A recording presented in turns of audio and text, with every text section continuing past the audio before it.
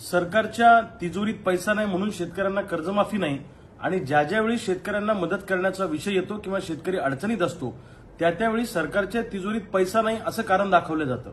आता लाडक्या बहिणीमुळे सरकारच्या तिजोरीवर ताण आला असं सरकारमधले लोक सातत्यानं सांगतायत। मग सरकारच्या तिजोरीत पैसा नाही किंवा महाराष्ट्राचं सरकार जर अडचणीत आहे तर आमदार खासदारांनी 5 वर्ष पगार घेऊ नये किंवा कोणती सरकारी योजनेवरचा पैसा त्यांच्यावर खर्च होऊ नये। त्यांनी सांगावं, ऍफिडेव्हिट करून द्यावं की 5 वर्ष आम्हाला पगार नको, सरकारी खर्च आमच्यावर करू नका। आणि जिल्हाधिकाऱ्यांपासून वरच्या लेवलचे जे काही अधिकारी आहेत या अधिकाऱ्यांचा 5 वर्ष पगार थांबवला तर बिघडलं कुठं?